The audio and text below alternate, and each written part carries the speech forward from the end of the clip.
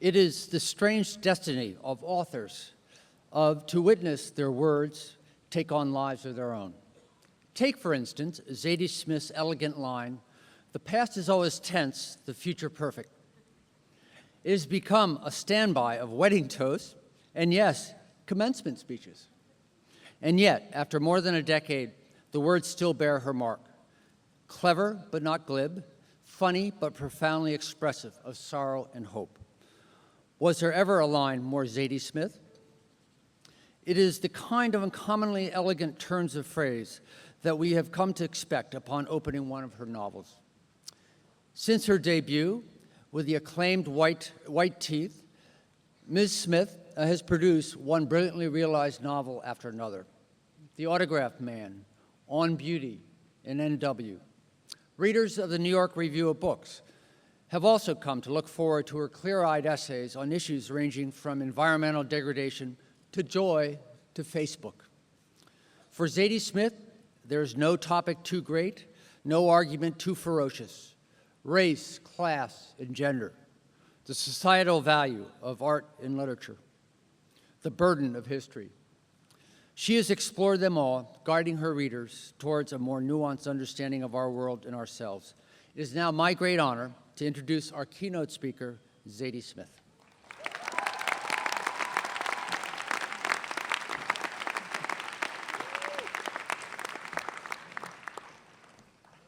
Welcome, graduating class of 2014, and congratulations. You did it. You made it. How do you feel?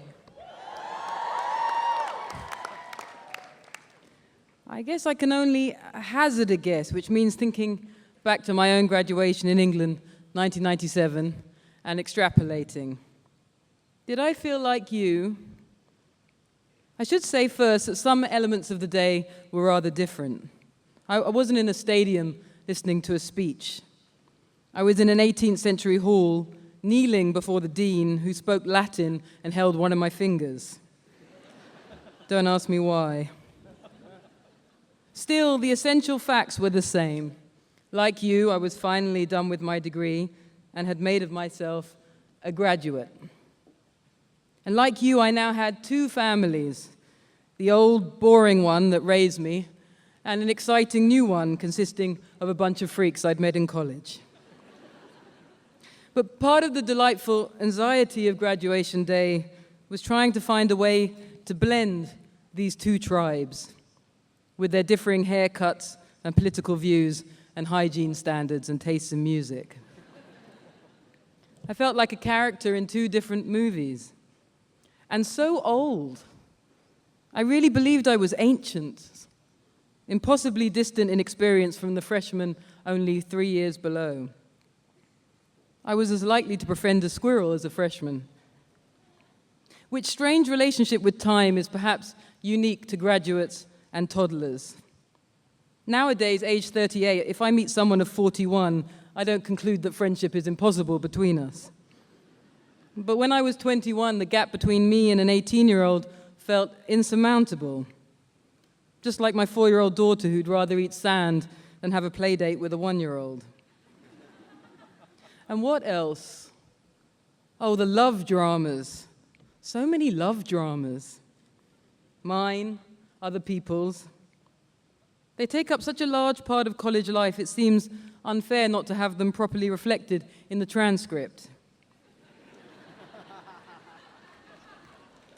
Any full account of my university years should really include the fact that I majored in English literature with a minor in drunken discussions about the difference between loving someone and being in love with that person. What can I tell you? It was the 90s. We were really into ourselves. We were into self-curation. In the 90s, we even had a thing called year-off trousers, which signified any kind of ethnic or exotic pants one brought back home from a distant, ideally third-world country. And these trousers were meant to alert to a passing stranger the fact we'd been somewhere fascinating, and thus added further color to our unique personalities. Personally, I couldn't afford a year off, but I was very compelled by those trousers. In short, the thing I wanted most in the world was to be an individual. I thought that's what my graduation signified, that I had gone from being one of the many to one of the few, to one of the ones who would have choices in life. After all, my father didn't have many choices. His father had none at all. Unlike them, I had gone to university. I was a special individual. Well, looking back, it's easy to diagnose a case of self-love. People are always accusing students of self-love, of self-obsession. And this is a bit confusing because college surely encourages the habit. You concentrate on yourself in order to improve yourself. Isn't that the whole idea? And out of this process, hopefully, emerge strikingly competent individuals with high self-esteem, prepared for personal achievement. When we graduate, though, things can get a little complicated. For how are we meant to think of this fabulous person we've taken such care of creating? If university made me special, did that mean I was worth more than my father? More than his father before him? Did it mean I should expect more from life than them? Did I deserve more? What does it really mean to be one of the few? Are the fruits of our education a sort of gift to be circulated generously through the world? Or are we to think of ourselves as pure commodity, on sale to the highest bidder? Well, let's be honest, you're probably feeling pulled in several directions right now, and that's perfectly natural. In the 90s, the post-graduation dilemma was usually presented to us as a straight ethical choice between working for the banks and doing selfless, charitable work. The comic extremity of the choice I now see was perfectly deliberate. It meant you didn't have to take it too seriously.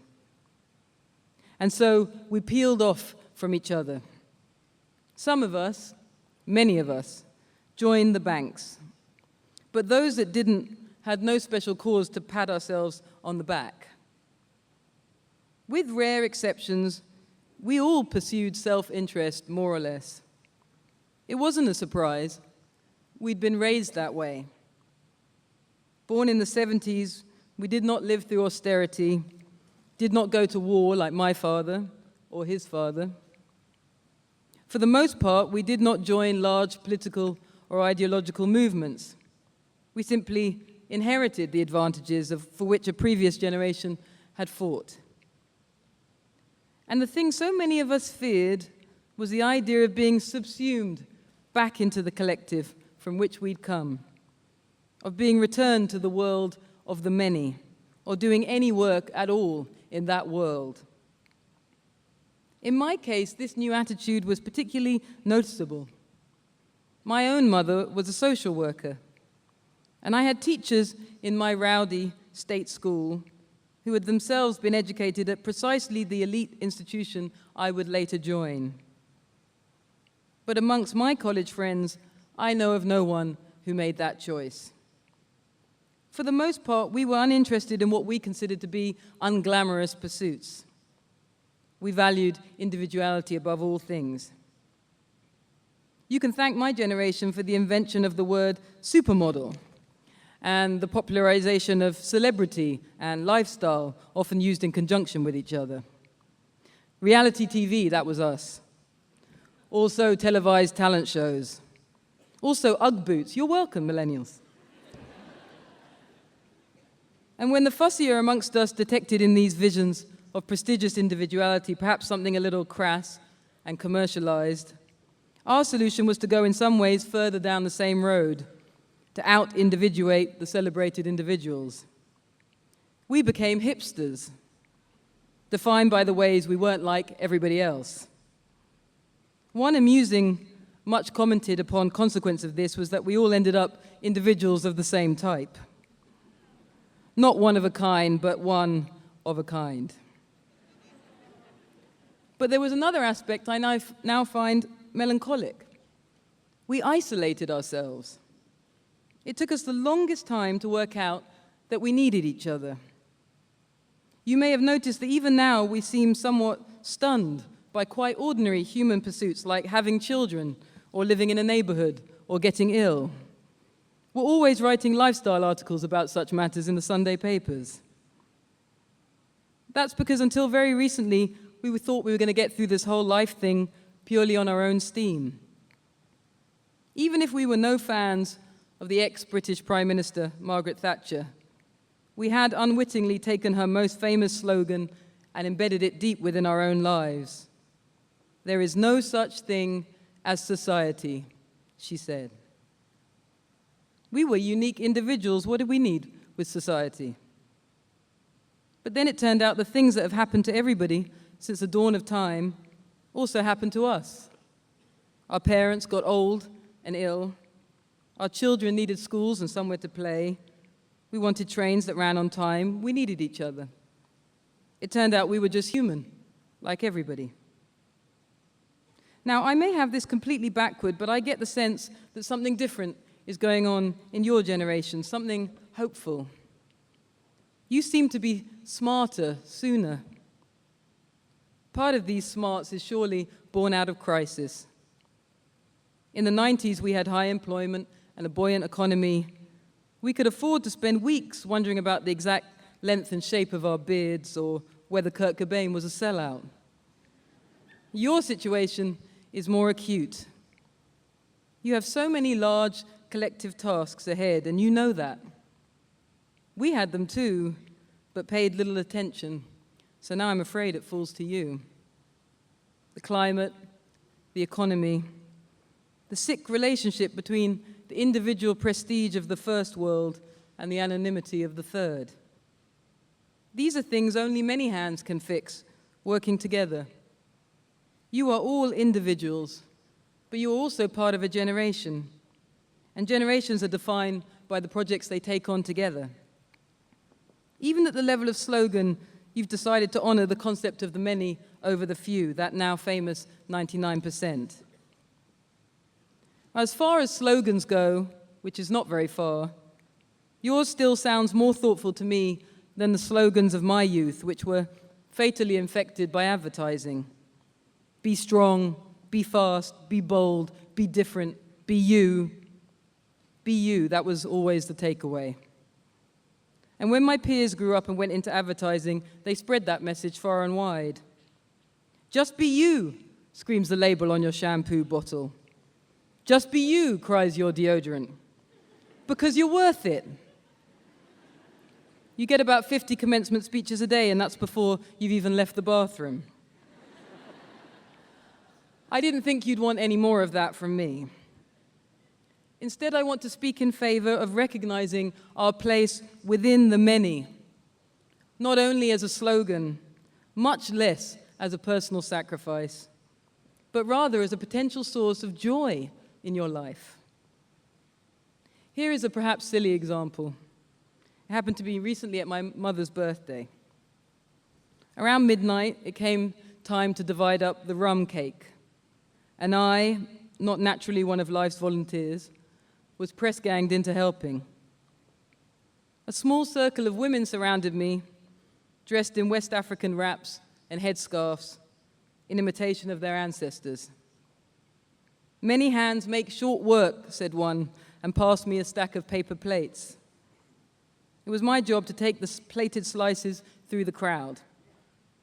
Hardly any words passed between us as we went about our collective task, but each time we set a new round upon a tray, I detected a hum of deep satisfaction at our many hands forming this useful human chain. Occasionally, as I gave out a slice of cake, an older person would look up and murmur, "Ah, you're Ivan's daughter." But for the most part, it was the cake itself that received a greeting, a little nod, or a smile. For it was the duty of the daughter to hand out cake. No further commentary was required. And it was while doing what I hadn't realized was my duty that I felt what might be described as the exact opposite of the sensation I have standing in front of you now. Not puffed up with individual prestige, but immersed in the beauty of the crowd. connected, if only in gesture, to an ancient line of practical women working in companionable silence in the service of their community. It's such a ludicrously tiny example of a collective action, and yet clearly still so rare in my own life that even this minor instance of it struck me. Anyway, my point is, it was a beautiful feeling, and it was over too soon. And when I tried to look for a way to put it into this speech, I was surprised how difficult it is to find the right words to describe it. So many of our colloquial terms for this work of many hands are sunk in infamy. Human chain, for starters. Cog in the machine, brick in the wall. In such phrases, we sense the long shadow of the 20th century with its brutal collective movements. We do not trust the collective. We've seen what submission to it can do. We believe instead in the individual, here in America especially. Now, I also believe in the individual. I'm so grateful for the 3 years of college that helped make more or less of an individual out of me, teaching me how to think and write. You may well ask, who am I to praise the work of many hands when I myself chose the work of one pair of hands, the most isolated there is? I can't escape that accusation. I can only look at my own habit of self-love and ask, what is the best use I can make of this utterly human habit? Can I make a gift of myself in some other way? I know for sure I haven't done it half as much as I should or could have. I look at the fine example of my friend, the writer and activist Dave Eggers, and see a man who took his own individual prestige and parlayed it into an extraordinary collective action, 826 National, in which many hands work to create educational opportunities for disadvantaged kids all over this country. And when you go to one of Dave's not-for-profit tutoring centers, you don't find selfless young people grimly sacrificing themselves for others. What you see is joy. Dave's achievement is neither quite charity nor simple individual philanthropy. It's a collective effort that gets people involved in each other's lives. I don't mean to speak meanly of philanthropy. Generally speaking, philanthropy is always better than no help at all. But it is also in itself a privilege of the few. And I think none of us want communities to rise or fall dependent on the whims of the very rich. I think we would rather be involved in each other's lives. And that what stops us most often is fear. We fear that the work of many hands will obscure the beloved outline of our individual selves. But perhaps this self you've been treasuring for so long is itself the work of many hands. Speaking personally, I owe so much to the hard work of my parents, to the educational and healthcare systems in my country, to the love and care of my friends. And even if one's individual prestige, such as it is, represents an entirely solo effort, the result of sheer hard work, does that everywhere and always mean you deserve the largest possible slice of the pie? But these are big questions, and it is collectively that you'll have to decide them. Everything from the remuneration of executives to the idea of the commons itself depends upon it. And at the core of the question is what it really means to be the few and the many. Throughout your adult life, you're going to have a daily choice to throw your lot in with one or the other. And a lot of people, most people, even people without the luxury of your choices, are going to suggest to you over and over that only an idiot chooses to join the many when he could be one of the few. Only an idiot chooses public over private, shared over gated, communal over unique. Mrs. Thatcher, who was such a genius at witty aphorism, once said, "A man who, beyond the age of 26, finds himself on a bus can count himself a failure." I've always been fascinated by that quote, by its dark assumption that even something as natural as sharing a journey with another person represents a form of personal denigration. The best reply to it I know is that famous line of Terence, the Roman playwright, "Homo sum humani nihil a me alienum puto." I am a human being. I consider nothing that is human alien to me. Montaigne liked that so much, he had it carved into the beams of his ceiling. Some people interpret it as a call to toleration. I find it stronger than that. I think it's a call to love. Now, full disclosure, most of the time, I don't find it easy to love my fellow humans. I'm still that solipsistic 21-year-old. But the times I've been able to get over myself and get involved at whatever level, well, what I'm trying to say is those have proved the most valuable moments of my life. And I never would have guessed that back in 1997. Oh, I would have paid lip service to it as a noble idea, but I wouldn't have believed it. And the thing is, it's not even a question of ethics or self-sacrifice or moral high ground. It's actually totally selfish. Being with people, doing for people, it's going to bring you joy. Unexpectedly, it just feels better. It feels good to give your unique and prestigious selves the slip every now and then and confess your membership in this unwieldy collective called the human race. For one thing, it's far less lonely. And for another, contra Mrs. Thatcher, some of the best conversations you'll ever hear will be on public transport. If it weren't for the New York and London subway systems, my novels would be books of blank pages. But I'm preaching to the converted. I see you gazing into your phones as you walk down Broadway. And I know solipsism must be a constant danger, as it is for me, as it has been for every human since the dawn of time. But you've also got this tremendous contrapuntal force pulling you into the world. For aren't you always connecting to each other, forever communicating, rarely scared of strangers, wildly open, ready to tell anyone everything? Doesn't online anonymity tear at the very idea of a prestige individual? Aren't young artists collapsing the border between themselves and their audience? Aren't young coders determined on an all-access world in which everybody is an equal participant? Are the young activists content just to raise the money and run? No. They want to be local, grassroots, involved. Those are all good instincts. I'm so excited to think of you pursuing them. Hold on to that desire for human connection. Don't let anyone scare you out of it. Walk down these crowded streets with a smile on your face. Be thankful you get to walk so close to other humans. It's a privilege. Don't let your fellow humans be alien to you. And as you get older and perhaps a little less open than you are now, don't assume that exclusive always and everywhere means better. It may only mean lonelier. There will always be folks hard selling you the life of the few. The private schools, private planes, private islands, private life. They're trying to convince you that hell is other people. Don't believe it. We are far more frequently each other's shelter and correction, the antidote to solipsism, and so many windows on this world. Thank you.